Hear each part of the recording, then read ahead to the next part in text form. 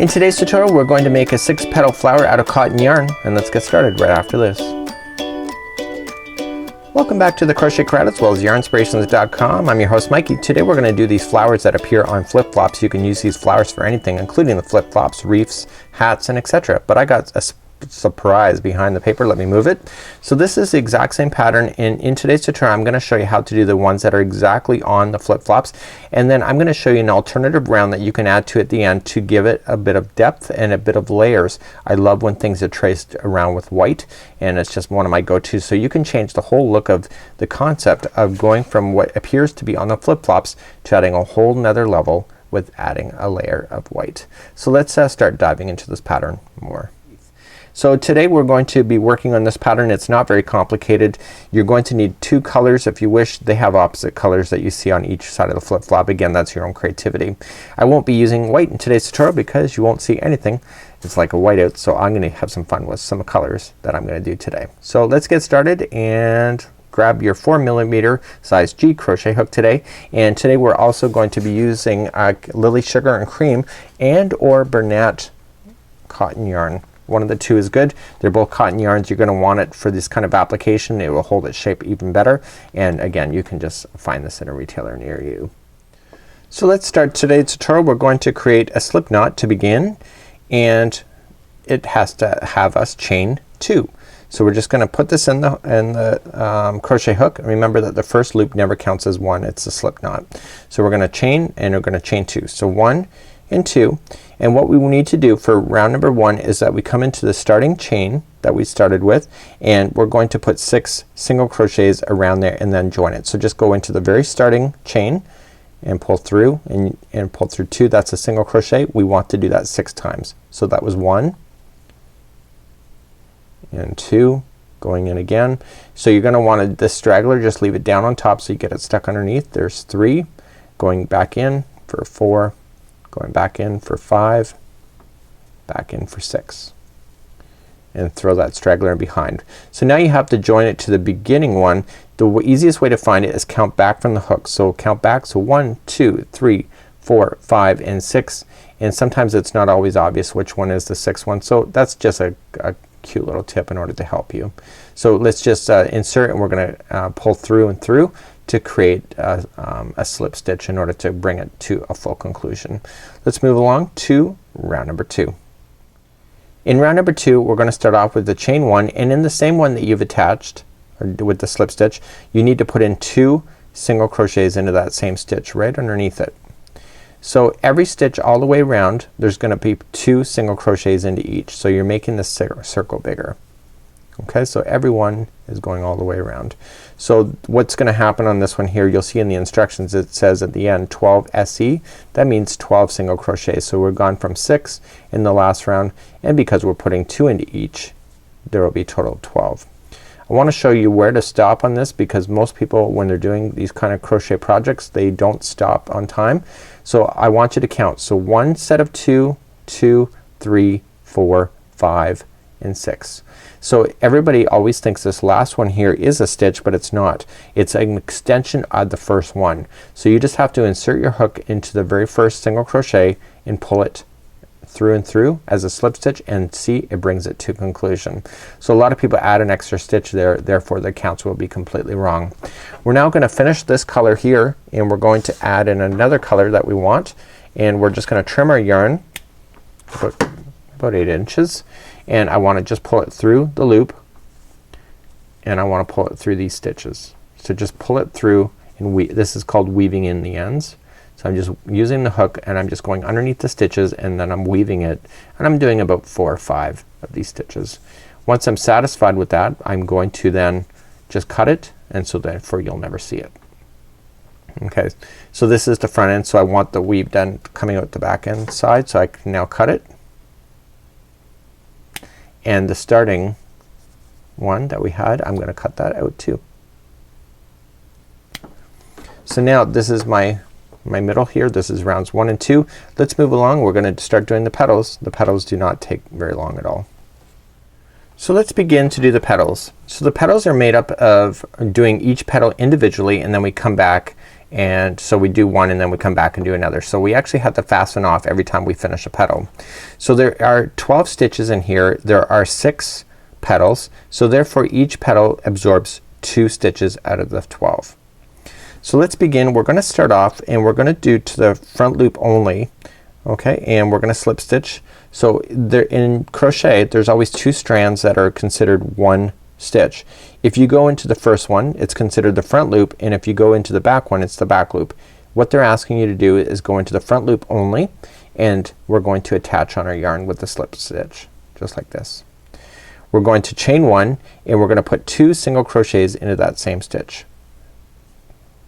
Okay, so just coming in, so 1 and 2, and then we go immediately to the next one, front loop only, and we're gonna put 2 single crochets. Noticing that I'm putting this straggler down on it so that the straggler is caught in between. So this is what we have to do. We have to turn our work, and for the next 3 rows we just have to do 1 single crochet into each of the single crochets as we build it higher. So we're gonna chain up 1, okay, and going into the same stitch right underneath. So we're gonna single crochet across. So 1, 2, 3 and 4. So that was row 1 of 3. Okay, we turn our work, so we chain up 1 and 1 single crochet in each. So 1, 2, 3 and 4. And then finally we turn our work again, chain 1, 1 single crochet in each. This is the 3rd time, and now we're ready to bring this project to conclusion for this particular petal. So we go to our 4th, we turn our work. So to do the last one we have to chain up 1 and we draw up a loop of each of the next 2 stitches and then bring them together. So we're gonna come into the first one, draw up a loop and pull up, and then we're gonna go into the next one, draw up a loop and pull up. You have 3 loops on the hook, yarn over and pull through all 2, and then do the same thing for the next 2 stitches. So in, pull through, go into the next one, pull through, whoops, my apologies for that, in the next one, pull through, and then you have 3 loops on the hook, pull through all of those, and now this is good to go. So now you're done. So we're gonna just trim off this now. We're gonna keep a little bit of an extra long tail here, and you're gonna pull through the loop like this, and using your darning needle you're going to want to hide this into position underneath so that it never comes out on you. Okay, so I'm grabbing my darning needle now and I'm putting my yarn through it, and all I just want to do is drag this yarn tail 3 times back and forth. So just going underneath the stitches, pulling it, pushing it through. So there's 1 in a different pathway but going in the other direction for 2. A different pathway means a different set of fibers so it doesn't fall out on you, and finally going back in the 3rd direction for 3 like this. So that's done. Now you can safely cut that out there, and because you were bearing in the first one underneath the stitches you can physically cut that one out as well. So there's 1 petal out of 6. I'm gonna review doing this one more time. Okay, just for kicks I'm gonna use a different color for my next petal. It's the same thing that we've just gone through, we're just gonna do it one more time. So let's begin, and we're gonna put our hook in, and we're gonna go to the next stitches that are available. Remember it's a front loop only, so just attach it and pull through, chain 1, and you're gonna do 2 single crochets into that same stitch. So 1 and 2, and then you're gonna go to the next stitch, front loop only, and making sure that this captures underneath, and there's gonna be 2 into that one. So for the next 3 rows we're gonna just turn our work, so just chain up 1, so and we're gonna single crochet ourselves across. So 1,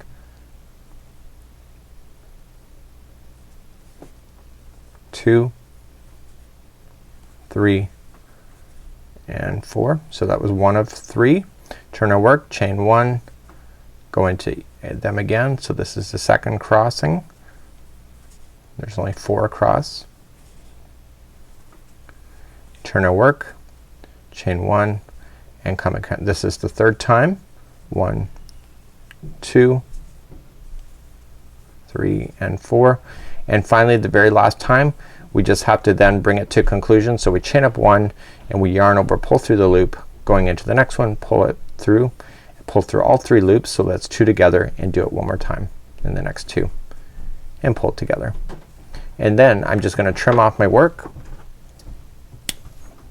use my darning needle, and then hide in my loose ends, hide in the loose end, and then move on to the next petal. So when I come back, I'm gonna just do this off camera. You've seen how I do it. It's that easy to do. Making sure to go back and forth 3 times. So right underneath the stitches,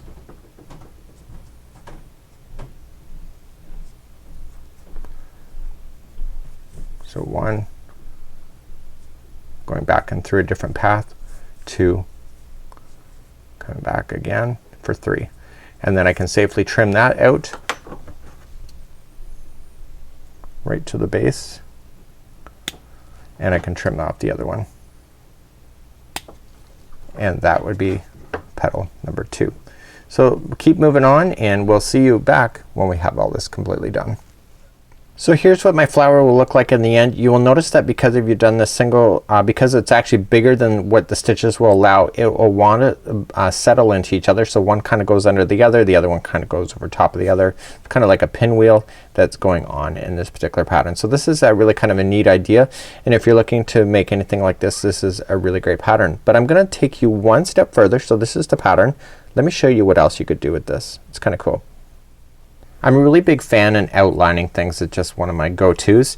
And so you've used single crochet in every petal going all the way around. So I like the idea of actually framing this with single crochet. So I'm gonna use a white. I know I shouldn't be using white on this, but every one of the single crochets, if you were to do it, it's single crochet, single crochet. Every row equals a single crochet, and at the top then would be 2 single crochets because it was 2 together at the top.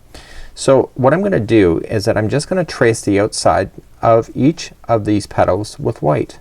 Now I'm not gonna fasten off every time I do a petal. I'm just gonna continue to go all the way around. So I'm just fastening on now, chaining 1, and I'm going to single crochet myself all the way around each one of the petals. So I just move up to the next row. See, I'm just moving up, and I'm keeping down my straggler down there so that it gets stuck, and I'm just gonna move myself around these petals using white. If you would like a more roughly looking idea, you could do a chain 1 in between each one of these, and then that'll make it kind of rough looking, like more roughly. And I'm just kind of just placing my stitches as I go, and this will be a really kind of a neat idea. So I'm gonna get all the way around 1 petal. Now if you are going too tight, it's gonna buckle in like it's kind of here, but again I'm just gonna play with it later. And then I'm gonna go right into the very last one right underneath, and then I'm gonna start the next petal. So just coming right, I'm gonna start in the next one that's right underneath, and then I'm gonna move up.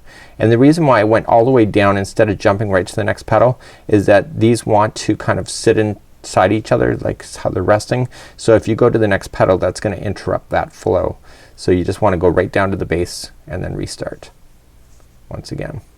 Okay, so I'm just gonna move up the side, and if you put in an extra stitch here and there, you know what, who's really gonna matter, right? So I'm just gonna continue to go, and so now you'll see that it will kind of just want to sit into each other just like this. So continue to do that if you would like to do this, and I'll see you at the end of this and you can see what you think of this concept. I just thought about it. I haven't actually done it, so I'm doing it live here on camera with you to see what I'm gonna think of it, and I think it's kind of a neat idea. So try that, and I'll see you back here in just a moment, and you can judge whether this is for you or not. And remember, when you get all the way down, go right to the base, go to the next base of the next one, so right to where the other petal's sitting into, and then start going up that next petal. And I'll see you here in just a moment. So as you get all the way back around, I'm just in the base of the next one, and I just want to just join it with the slip stitch, and then I'm gonna use a darning needle to hide that in. So I'm just gonna pull it through. So I kinda like when I outline things, it just is my thing. It may not be for you, and of course you can outline it with anything else, black or whatever colors that you wish if you would like to do this. Again, this is not part of the pattern. This is just me just using creativity and just going a little extra. Sometimes in crochet it's always that little bit of extra which gets more likes and more appreciation. So sometimes if you just go that little extra step, it'd be amazing. You could do like reefs with this kind of idea too. It's very kind of spring-like. I like the whole color combination. I just kind of just did what I wanted, and now that it's in, back and forth 3 times, I can get rid of the original string that I buried in as I went. And then all I just gotta do, and again I'm doing this live on camera, I haven't done a prototype of this, so all I'm just gonna do now is just kind of stretch things out and whatever, and just get everything nice and going. Just like so. Just kind of repositioning things just like this. And that would be how I would do a flower like this. So if you're interested in this kind of look, it's clearly available to you. You just got to trace the outside with some white and you're good to go. Till next time, I'm Mikey on behalf of the Crochet Crowd as well as Yarnspirations.com. Have a great day. We'll see you again real soon. Bye bye.